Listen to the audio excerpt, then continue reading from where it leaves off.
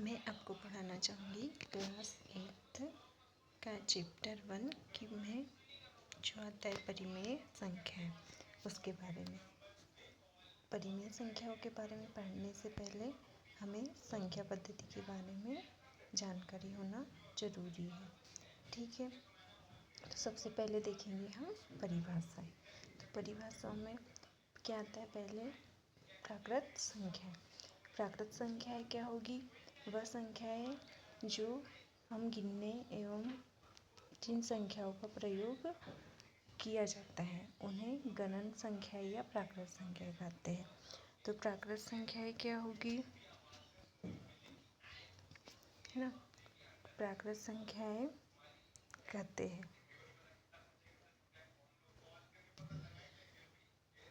देखो, ये क्या है, एक संख्या रेखा है जिसे हम इधर आगे भी बढ़ा सकते हैं और इधर आगे भी बढ़ा सकते हैं, दोनों साइड से बढ़ा सकते हैं। इसमें बीच सेंटर पे क्या होता है, जीरो होता है। क्या होता है? जीरो होता है। तो हम जीरो को अभी नहीं लेंगे, ठीक है। हम क्या पढ़ रहे हैं? प्राकृत संख्या। तो प्राकृत संख्याएं में उदासीन और ऋणात्मक संख्याएं नहीं होती है, इसीलिए यह कैसे शुरू होंगी? 1, 2, 3 और 4, इस प्रकार हम इसे आगे तक ले जा सकते हैं। ठीक है, ये कौन सी हो जाएंगी? प्राकृत संख्या। इसके बाद आती है पूर्ण संख्या, जिसे हम होल नंबर कहते हैं। तो होल नंबर में यदि हम प्राकृत संख्याओं के सामने जीरो को मिला देते हैं तो वह क्या कहलाएगी? पूर्ण संख्या कहलाएगी।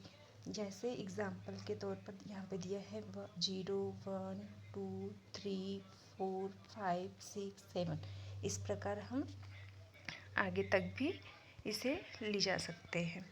ठीक है, इसके बाद में आती है पूर्णांक संख्या। तो पूर्णांक संख्याएं वे संख्याएं होगी जिसमें उदासीन नंबर में क्या आएगा? एक जीरो, और साथ में धनात्मक संख्या है, मतलब कि प्राकृत संख्या है। जो इसमें क्या होगी? प्राकृत संख्या भी होगी और पूर्ण संख्या भी होगी, और साथ में ऋणात्मक संख्या है। तो जीरो के आगे इधर साइड में लेफ्ट साइड में क्या होगा? ये लेफ्ट साइड है और ये राइट साइड है। तो राइट साइड में प्लस वाले संख्याएं होती है और लेफ्ट साइड में माइनस वाली संख्याएं होती है। तो लेफ्ट साइड में क्या हो जाएगा? -1, -2, इस प्रकार हम इसे आगे तक लेकर जा सकते हैं। ठीक है, यहाँ तक समझ में आया। फिर अब आती है सम संख्याएं। तो सम संख्याएं क्या होगी? जिन संख्याओं में 2 का पूरी तरीके से भाग चला जाएगा वे सम संख्याएं कहलाएगी, है ना। जैसे 2, 4, 6, 8, इस प्रकार से हम इसे आगे तक के भी ले जा सकते हैं, जैसे 10, 12, 14। हाँ, फिर आती है विषम संख्या, तो जिसे क्या कहते हैं? ऑड नंबर भी कहते हैं। तो ऑड नंबर क्या कहलाएगी? जो 2 से पूर्णतः विभाजित नहीं हो सकती, उसे क्या कहेंगे? विषम संख्याएं कहेंगे। जैसे एग्जाम्पल के तौर पर क्या हो जाएगा? 1, 3, 5, 11, 17, 29, 39, इस ऐसे ही हम इसे आगे तक भी लेकर जा सकते हैं, है ना। विषम संख्या है ना, इसमें बीच में क्या 11 लिया है, 7 भी हो सकता है, 13 भी हो सकता है ना।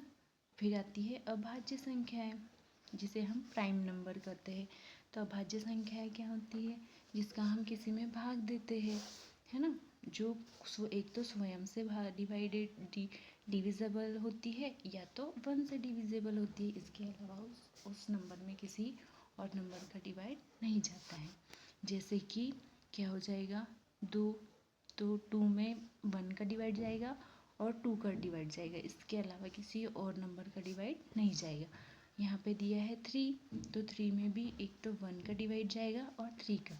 यहाँ पे नोट में दिया है ना कि 1 ना तो अभाज्य संख्या है और ना ही भाज्य संख्या है ना।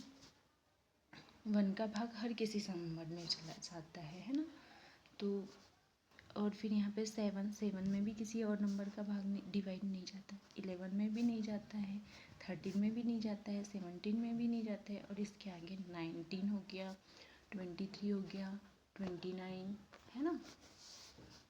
फिर आती है भाज्य संख्या है, जिसे कॉम्पोजिट नंबर भी कहते हैं। तो वे संख्या है जो स्वयं और एक के अलावा अन्य किसी संख्या से पूर्णतः भाज्य होती है ना।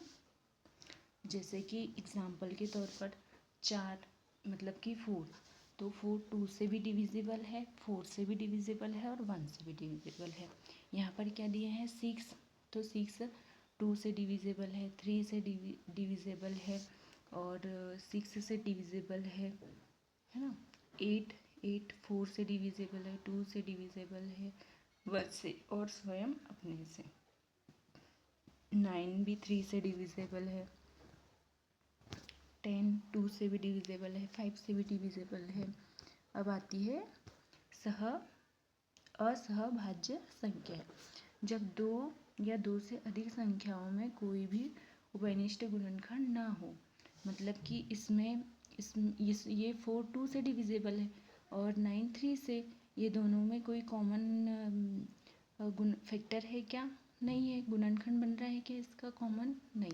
इसी प्रकार 12 किससे? 6 से डिविजिबल है, 4 से, 2 से और 25 ओनली 5 से, तो इन दोनों में भी कोई कॉमन फैक्टर है क्या? नहीं। इस प्रकार से आगे भी 8 9 और 12 अलग अलग फैक्टर से डिविजिबल है।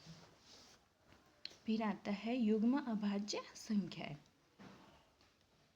तो ऐसी अभाज्य संख्या है जिसके बीच का अंतर क्या हो? 2 हो, जैसे 11 और 13, है ना। और क्या हो सकता है? 5 और 7 भी हो सकता है। ठीक है। फिर आती है परिमेय संख्या है, जिसे क्या बोलेंगे? Rational number. तो ये परिमेय संख्याओं को क्या करेंगे हम? अंश बटे हर के रूप में, जैसे यहाँ पर दिया है p बटे q के रूप में, है ना। क्या बोल सकते हैं? अंश बटे हर। तो ये क्या होगा? p बटे q, जहाँ पे q की वैल्यू क्या होगी? Is equal to not 0। q की वैल्यू 0 के बराबर नहीं हो सकती, है ना। जैसे यहाँ पे दिया है 3/4, 5/6 और यहाँ पे हम 4 को भी 4/1 लिख सकते हैं, है ना। इस प्रकार से हम इसको लिख सकते हैं। अब आती है अपरिमेय संख्याएं। तो अपरिमेय संख्याएं क्या होंगी?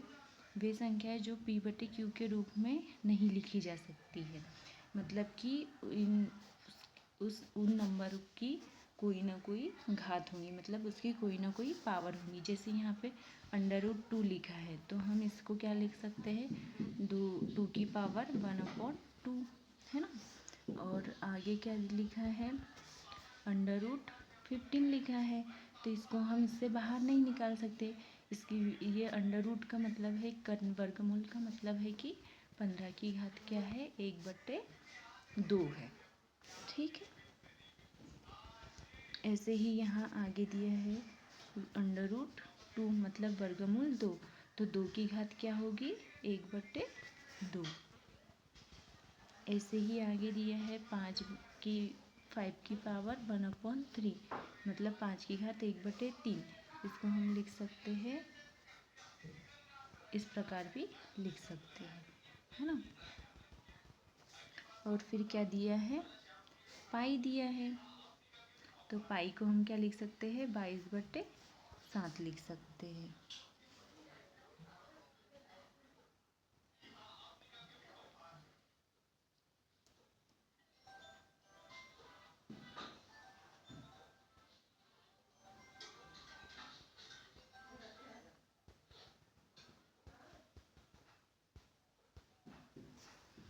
अब आती है वास्तविक संख्याएं। तो सभी परिमेय और अपरिमेय संख्याएं क्या कहलाएगी? वास्तविक संख्या। मतलब कि इसमें सारी संख्याएं आ जाएंगी, जैसे कि प्राकृत संख्याएं, पूर्ण संख्याएं, पूर्णांक, सम, विषम और सहभाज्य गुणनखंड, अभाज्य गुणनखंड, युग्म अभाज्य गुणनखंड, परिमेय संख्याएं, अपरिमेय संख्या, सारी संख्याएं क्या कहलाएगी? वास्तविक संख्या कहलाएगी। ठीक है। इसके बाद हम प्रश्नावली 1.1 चालू करेंगे। तो मैं प्रश्नावली 1.1 दूसरे वीडियो में बताऊंगी। इस वीडियो को यहीं पर समाप्त